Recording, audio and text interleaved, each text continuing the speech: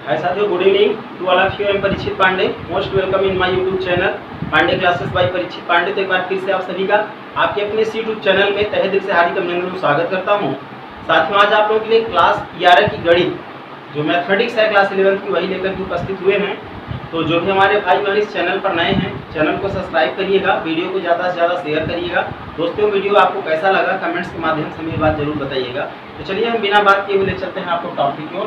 Class 11 की math चल रहा था पार्ट नंबर 4, जो आपका पहला नंबर सेट चल रहा था, पार्ट नंबर 4 तक हम पहुंचे हुए हैं। आज हम आपको बताते हैं परिमित समुच्चय क्या होता है।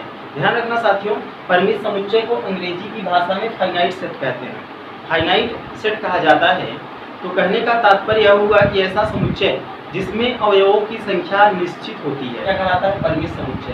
तो ऐसा समुच्चय जिसमें अवयवों की संख्या क्या हो, निश्चित होती है, उसे क्या कहते हैं? परिमित समुच्चय। ध्यान रखना साथियों, ऐसा समुच्चय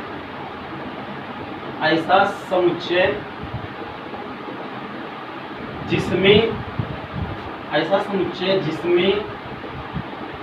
अवयवों की संख्या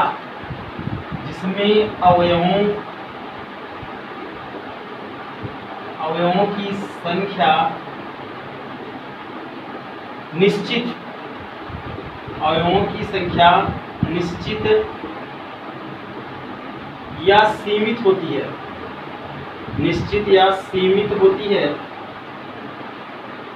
है, उसे परिमित समुच्चय कहा जाता है। उसे साथियों परिमित समुच्चय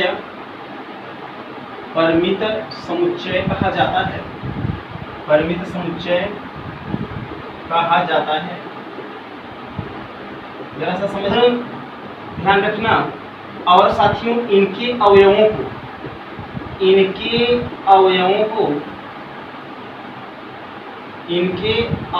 को गिनने, इनके अवयवों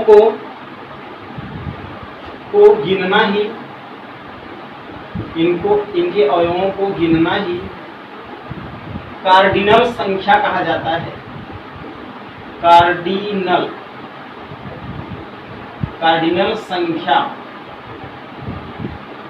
संख्या कहा जाता है।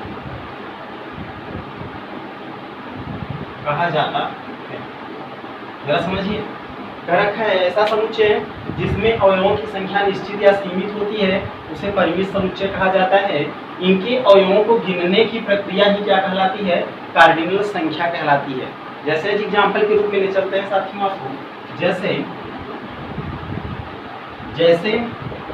जैसे सपोज करिए, अगर आपको कार्डिनल संख्या कहलाती है, जैसे मैं दे दूं आपके सामने 1/2, यहाँ लिखा है 1 2 3 4 5, ठीक है। तो इसमें ध्यान रखना, इसमें जो अवयव हमारे तत्व उपस्थित हैं, एक देख रहे हैं 1 2 3 4 5, तो इसमें कितने 5 हैं? तो इसमें कहा जा सकता है कि इसमें अवयवों की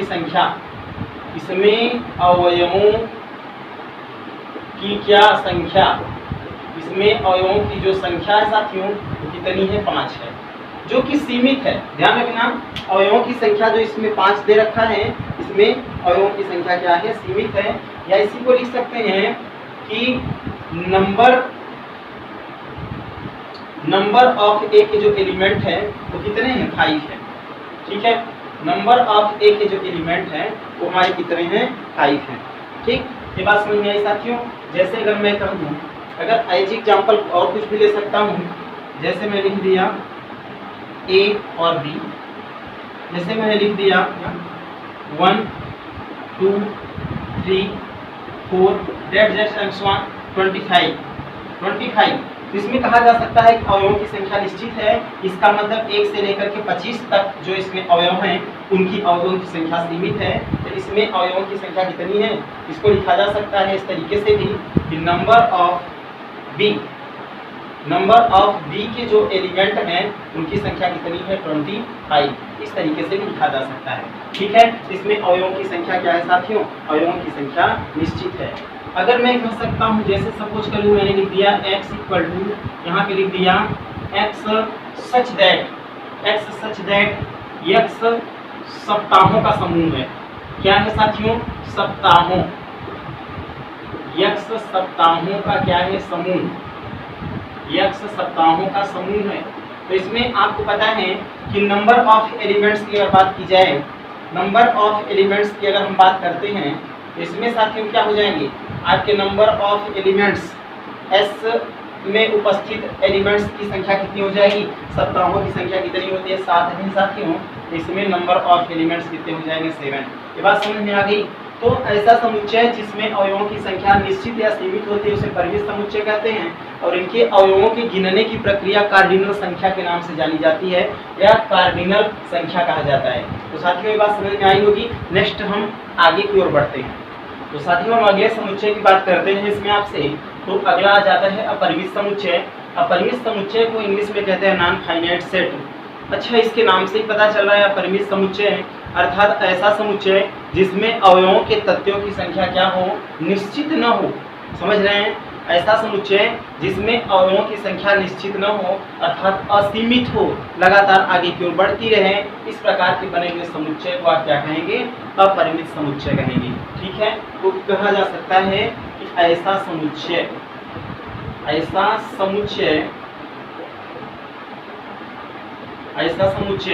जिसमें अवयवों की संख्या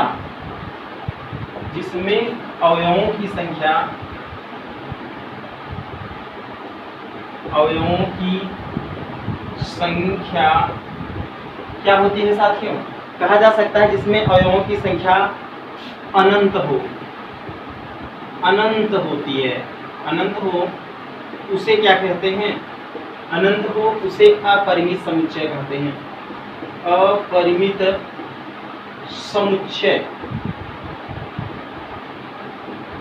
अपरिमित समुच्चय कहते हैं। अपरिमित समुच्चय कहते हैं। जैसे में अगर कह दिया जाए इसमें एज एग्जाम्पल, अगर एग्जाम्पल लिया जाए, जैसे इक्वल टू मैं देता हूँ 1 2 3 4 dash dash dash and so on, इस तरीके से चलता रहे। तो इसमें साथियों कहा जा सकता है कि इसमें क्या है? इसमें अवयवों की संख्या क्या है? अनंत है। आगे की ओर दर्शा रहा है dash dash and so on, अर्थात इसे इस तरीके से भी लिखा जा सकता है कि dash dash and so on infinite अनंत तक। तो इसमें परिमित, इसमें अवयवों की संख्या क्या है? अनिश्चित, अर्थात आगे की ओर अनंत तक जा सकती है।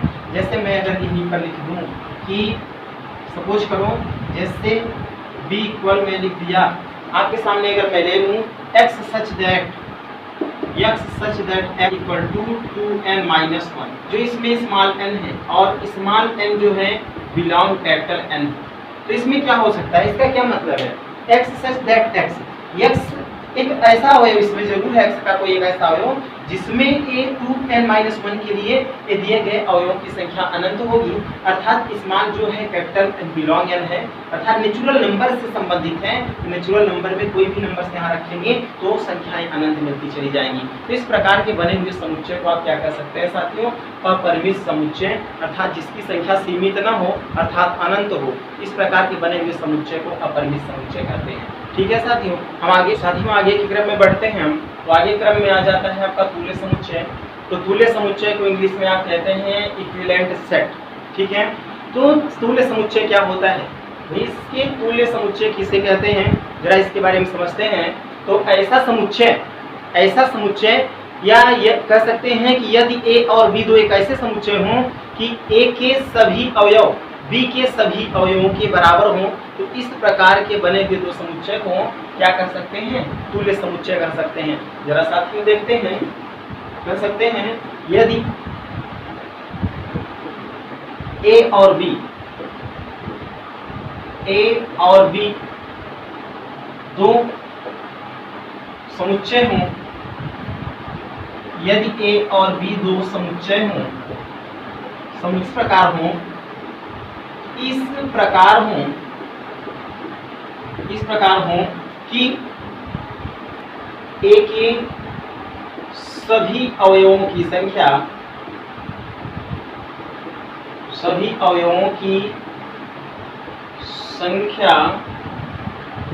b के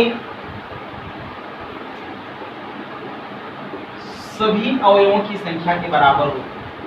सभी अवयवों की संख्या के बराबर हो। क्या हो साथियों? बराबर हो। ठीक है। यदि ए और बी दो समुच्चय इस प्रकार से हो कि ए के सभी अवयवों की संख्या बी के सभी अवयवों की संख्या के क्या हो? बराबर हो, तो इस प्रकार से बने हुए समुच्चय को क्या कहते हैं? तुल्य समुच्चय। अर्थात कहा जा सकता है, अर्थात इसमें हम कह सकते हैं कि नंबर ऑफ ए के जो एलिमेंट होंगे वो नंबर ऑफ बी के एलिमेंट के क्या होंगे? इक्वल होंगे। यही आपका कौन सा समुच्चय कहलाएगा? ये कहलाएगा आपका तुल्य समुच्चय। चलिए हम एग्जांपल के माध्यम से समझ सकते हैं। जैसे मैं लिख सकता हूँ ए इक्वल टू, है ना, यदि ए और बी दो अवयव इस प्रकार हो कि ए के सभी अवयवों की संख्या, हम ये नहीं कह रहे हैं कि जो ए के अवयव हो सेम वही बी के अवयव हो, ऐसा मैं नहीं कह रहा हूँ। ए के अवयवों की जो संख्या है वो बी के अवयवों की संख्या के इक्वल हो बेटा, ठीक है ना। अर्थात number of A number of B क्या इक्विवेलेंट हो, ये क्या कहलाएगा? तुल्य समुच्चय कहलाएगा। जैसे मैंने यहाँ लिख दिया, सपोज करो ए ई आई ओ यू, ठीक है, आई ओ यू, और बी में मैंने लिख दिया यहाँ पे 1 2 3 4 5। अभी बताइए कि यदि अगर मैं कहूँ कि ए के जो एलिमेंट हैं, है ना, नंबर ऑफ ए के जो एलिमेंट हैं, क्या वो नंबर ऑफ बी के एलिमेंट के इक्वल नहीं है?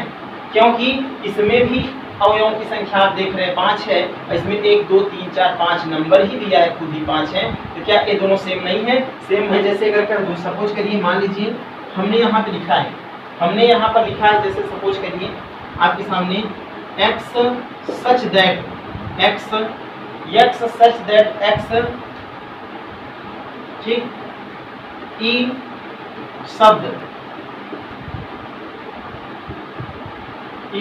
फायर के अक्षरों का समूह है। फायर के अक्षरों का क्या है? समूह। फायर के अक्षरों का क्या है? समूह है। चलिए हम मानते हैं इस बात को।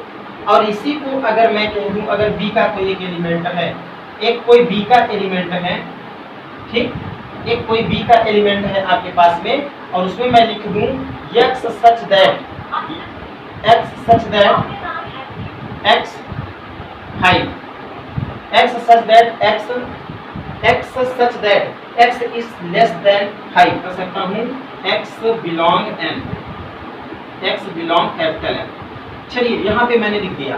अभी बताइए ए के सभी अवयव कौन कौन से हैं? जरा सा चलिए इसकी तुलना करते हैं। तो आप देख रहे हैं ए के जो अवयव आपके हैं FIRE, यहाँ पे कौन कौन है? ए के अवयव हैं FIRE, इनको आप लिख सकते हैं FIRE, है ना। इसमें नंबर ऑफ ए की बात करें तो नंबर ऑफ ए 1 2 3 4, ये कितना है? 4 है। अगर बी की बात करें, बी की अगर आप बात करेंगे तो क्या हो जाएगा? तो अगर हम बी की बात करें तो क्या होगा, जरा समझो। x सच दैट अर्थात 5 से छोटा, अर्थात कहने का तात्पर्य यहाँ पे क्या हुआ? 5 से छोटा, x की जो वैल्यू है 5 से छोटी है, अर्थात 1 2 3 और एक क्या 4, 5 तक नहीं हो सकता। तो क्या इसमें नंबर ऑफ बी के जो एलिमेंट हैं कितने? 1 2 3 4 है ना, 4 है कि नहीं? तो क्या कहा जा सकता है कि number of A equal to number of B, अर्थात तुल्य समुच्चय है। ऐसा समुच्चय जिसमें दो समुच्चयों के अवयवों के तत्व की संख्या आपस में क्या हो? सेम हो। इस प्रकार के बने हुए समुच्चय को आप क्या कर सकते हैं? तुल्य समुच्चय। साथियों, आपको ये वीडियो कैसा लगा आप लोग कमेंट्स के माध्यम से हमें जरूर बताइएगा। अभी और सारी डिफिनेशंस बची हुई हैं, वो आपको अगले वीडियो के माध्यम से हम प्रोवाइड करेंगे। ठीक है, तो आज की क्लास में बस इतना ही। Thank you to all of you.